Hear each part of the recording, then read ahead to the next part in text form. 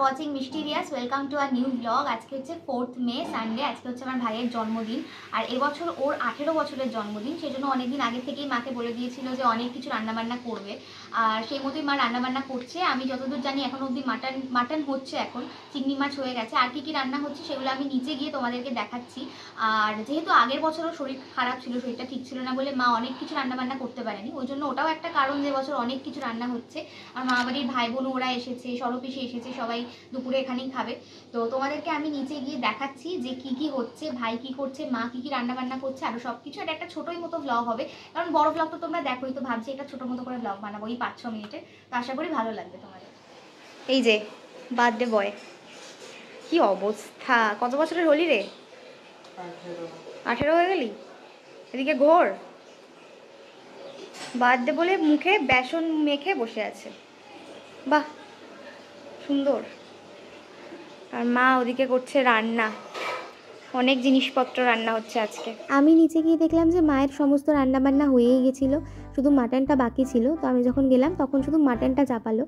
আর ভাই ওর এবছরের জন্মদিন নিয়ে মানে আলাদাই এক্সাইটেড ছিল, যেহেতু 18 বছরের জন্মদিন। তাই দেখলাম যে নিজেই সব ডেকোরেট করে সুন্দরভাবে রেখেছে, চেয়ারে আসন পেতেছে, ফুলদানি দিয়ে সাজিয়েছে, একদম টিপটপ করে রেখেছে সব। যা যা রান্না হয়েছে, এখনও বোধহয় মাংসটা আনা হয়নি, বাকি যা যা রান্না হয়েছে সেগুলো সব এখানে আনা হয়ে গেছে। এই যে কাঁসার থালা ওখানে সাজানো হবে এখন।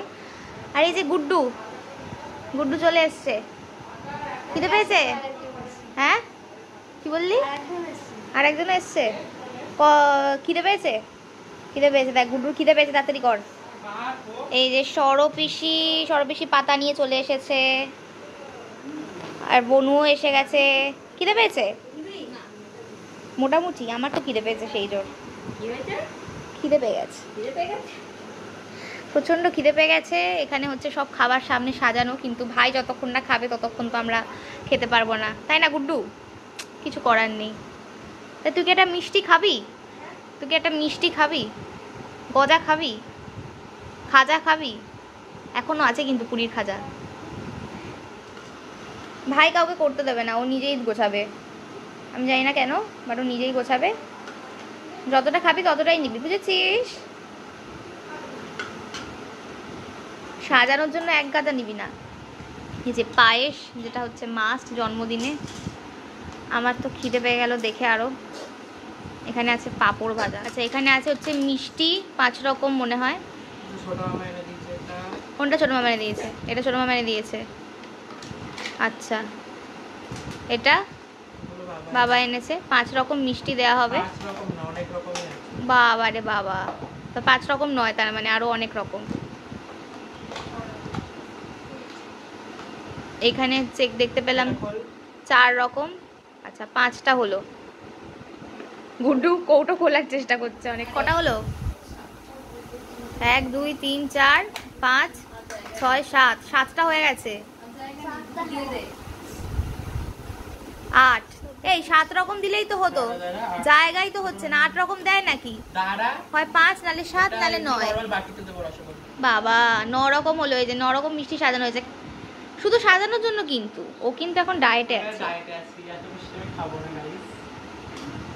পায়েস হয়ে গেছে, মিষ্টি হয়ে গেছে। সেই দিন কি কি রান্না হয়েছিল একবার বলে দিই তোমাদের। ভাত, তার সাথে 5 রকম ভাজা ছিল, তার সঙ্গে মাছের মাথা দিয়ে ডাল হয়েছিল, এঁচোড়ের একটা তরকারি হয়েছিল, আর চিংড়ি মাছের মালাইকারি হয়েছিল। আর একটা জিনিস হয়েছিল যেটা আমার খুব ভালো লাগে, সেটা হচ্ছে পাবদা মাছের ঝাল।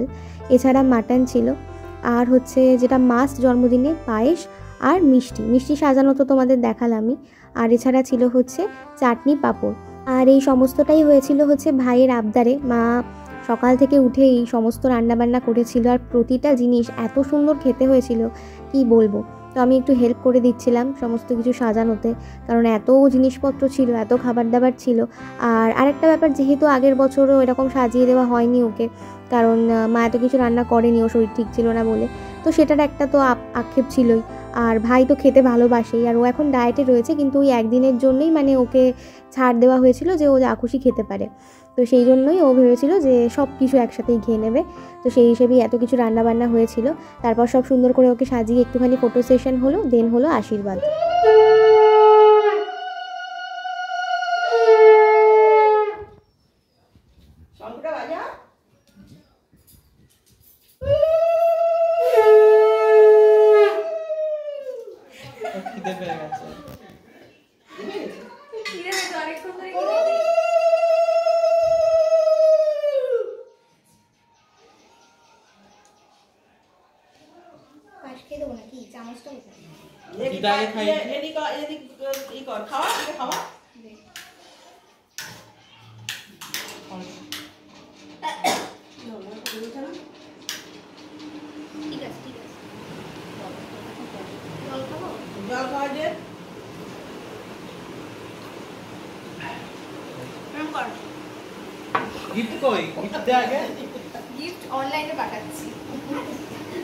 আশীর্বাদ পর্ব মিটলো, ভাই বোনু সবাই একটু করে পায়েস খাইয়ে দিল ভাইকে। তারপর আমরা সবাই মিলে একসঙ্গে খেতে বসলাম।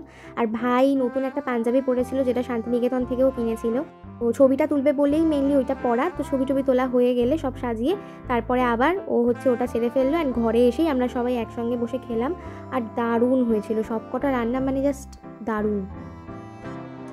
ওকে দুপুরবেলা আমি আর পায়েস খাইনি, কারণ অনেক কিছু রিচ খাবার দাবার ছিল। এখন ওই জন্য একটুখানি পায়েসটা খাচ্ছি। বেশ ভালো হয়েছে খেতে।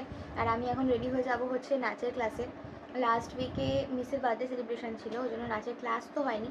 আর তার আগের উইকে আমি পুরী থেকে ফিরেছিলাম বলে ক্লাসে যাওয়া হয়নি। তো অনেকদিন পর ক্লাস করতে যাব। আপাতত একটু পায়েসটা বন্ধ করো, একটু ব্লগটা করতে দাও। শুনবে 20 সেকেন্ড লাগবে অনলি।